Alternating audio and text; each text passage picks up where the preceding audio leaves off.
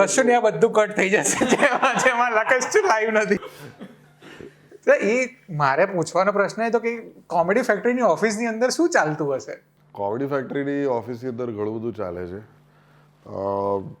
અમારી 20 લોકોની ટીમ છે અને 20 લોકોની ટીમની અંદર અમે બધા જ છે. એડિટર્સ છે,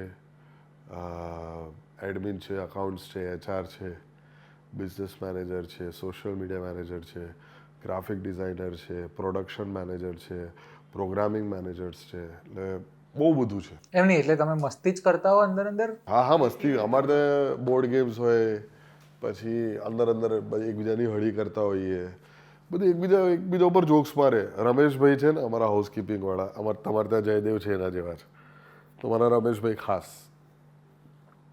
Rameshbhai and I know each other since 2007. એટલે જ્યારે હું રેડિયોમાં કામ કરતો હતો ત્યારે મેં રમેશભાઈને કીધેલું કે જે દિવસે હું મારી પોતાની કંપની શરૂ કરીશ એ દિવસે સૌથી પહેલાં એમ્પ્લોય તરીકે તમે હાયર થશો.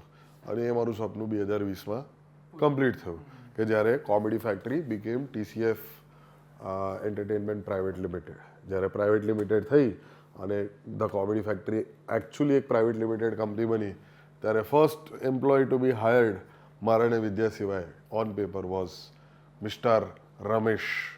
અને રમેશભાઈને હું બહુ જ એકબીજા સાથે રમૂજી સ્વભાવના. ઓકે, હું આ બે ગેપની વચ્ચે ઘણું બધું વિચારી લીધું પોઝની વચ્ચે.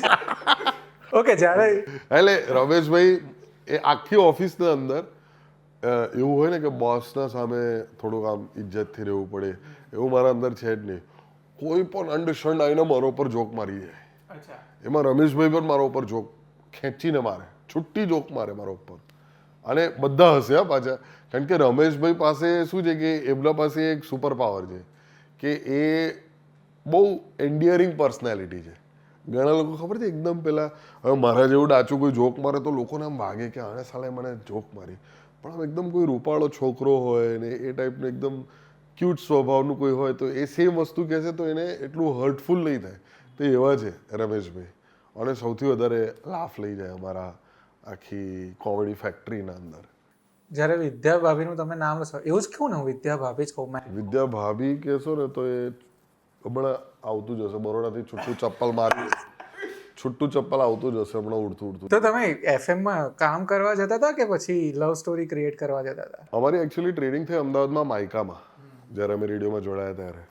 તો ત્યારે અમે એકબીજાને મળેલા અને ત્યારે તો ફ્રેન્ડ્સ જ હતા. અને એકબીજાનો ડાચો જોઈને કીધું આ કોણ છે.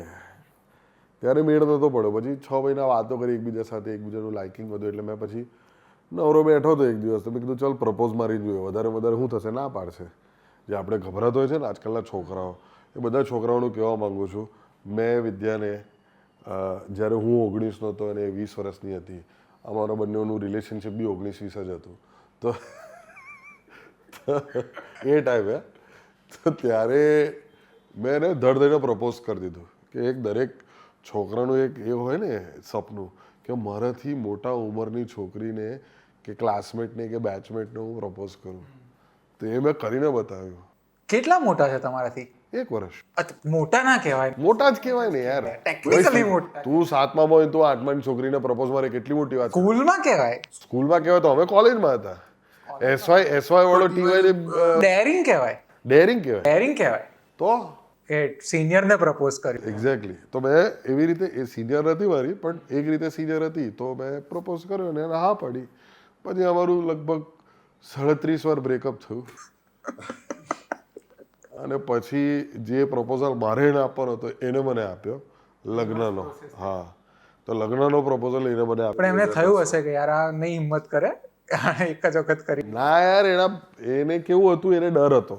મારા જેવી ડેરિંગ એનામાં નથી એ વખતે કે એના પપ્પાને જઈને પૂછે એક વખત, કારણ કે સાઉથ ઇન્ડિયન, એટલે સાઉથ ઇન્ડિયનમાં તો ડાયરેક્ટ એ નાતની બહાર જોવાનું નહીં એ ટાઈપનું. એ પેલું ચેન્નઈ એક્સપ્રેસ એમ દાતરડા તો નહીં? હા, એ જ દાતરડા શું, બીજો ભાલા બધું જ કરી દેશે, સીધા સ્પિયર મારતે. એનીવેઝ, તો આ વસ્તુની અંદર વિદ્યા થોડી સંકોચ રાખી રહી હતી. અને પછી થોડી ઘણી એની બેન જે યંગર સિસ્ટર જે રોહિણી, એ બંને મળીને થોડીક હિંમત રાખી અને પછી રોહિણી જે અત્યારે આપણી સાથે કોલ પર કમ્યુનિકેટ. હા, એ જ અમારે બધું ઘરમાં રમી રહ્યા. બધું નેપોટિઝમ છે અમારે ત્યાં ભાઈ.